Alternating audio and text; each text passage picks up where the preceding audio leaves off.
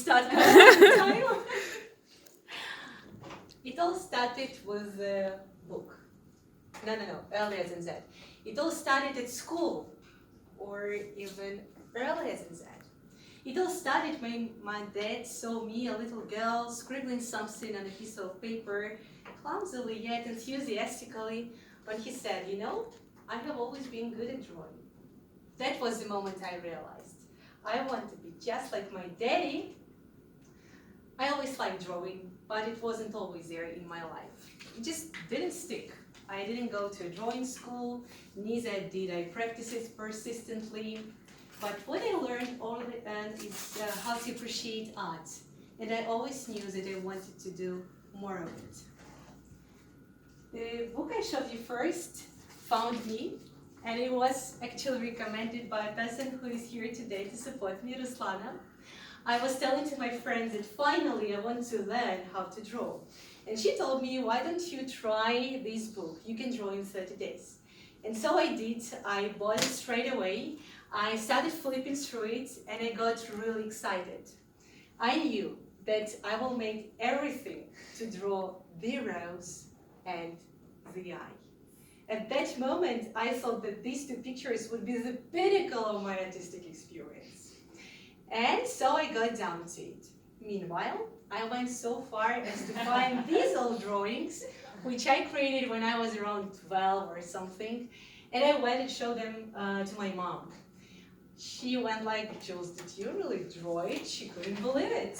Neither could she believe that I drew this one. It happened around half a year ago when I actually made it to the drawing school. It was my very first class. That was a course which consisted of 8 classes.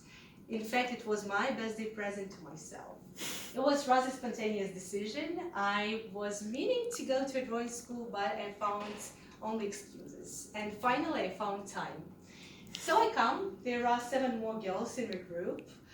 5 of us having no experience drawing whatsoever, apart from those childish attempts I showed you before. And we get some pictures, different ones like bananas, grapes, oranges, apples. As you can see, I got apples. We look at them like, okay, so what should we do? And teacher goes like, you draw. All right. I get down to it, and to tell you the truth, it was amazing. I completely lost track of time and space. It was a true act of creativity for 2 hours. Sounds nice, right? But it was nothing like that. In fact, when I just started, it all seemed impossible for 2 hours. Then it got a little bit better, but the only thing that distracted and stood in our way was comparing. I looked at the works of others, they looked at mine. I thought their work was better, they thought mine was. And so we went, and we could not enjoy the process because we compared. The lesson I learned is not just how to draw apples. The lesson I learned is do not compare.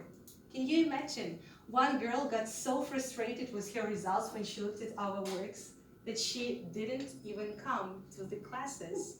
She paid for the course beforehand. She didn't make it to any more classes.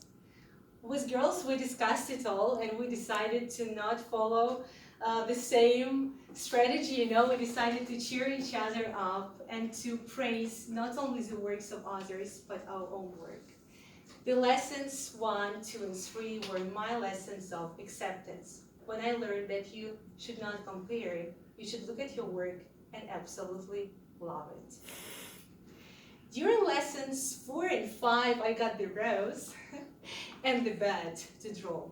I looked at these pictures as examples. I went like, wow, how do I get it? And the teacher goes again, you copy. As simple as that. You may think that copy is boring. You may think that copying is easy, but it's nothing like that when you start learning something new. Whenever you have to learn a new skill, you copy first. Yeah, it sets some borders, but creativity shoots up through these borders. And as soon as you get better, you raise the bar, you copy again, and you create something on your own. Just think of it, we all got the same pictures, we got same instructions, but we all got it different. It was my act of creation. It was my result indeed. Lesson number 6 was the one of patience. Can you imagine that 2 hours, lots of straight lines, no ruler to use, and you have to get it done. So what I learned is that you really need to be patient, because with effort and patience, you get it finally. During lessons 7 and 8, we had to draw a city.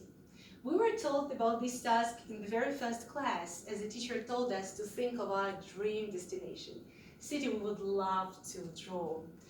And without a question, I chose London, as it is my dream destination, and I was very determined to draw it as beautifully as this city really deserves.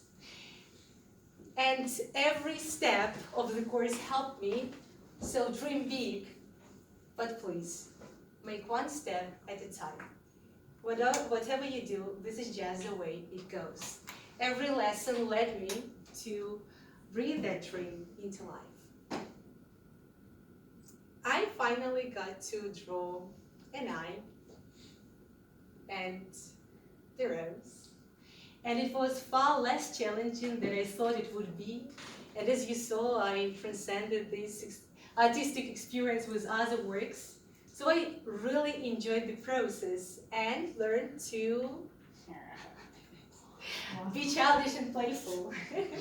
So no matter how great and serious the goals you set for yourself, enjoy the way, enjoy the ride, love this process, be childish, be playful.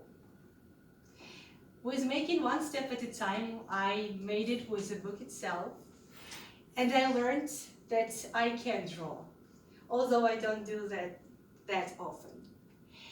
Whatever it is you want to tap into and you have doubts about, just remember what Van Gogh said. Whenever you hear your inner voice telling you you cannot paint, then by all means paint, and that voice will be silenced. Dear Toastmasters friends, my final and by far the most important lesson I learned from drawing, and I want to share with you now, is that you indeed are a creator. I will repeat you, Oda, I will repeat you, Marsha, and I want to underscore it, you are creators, so please, with that in mind, create. And most importantly, draw it your way. Thank you.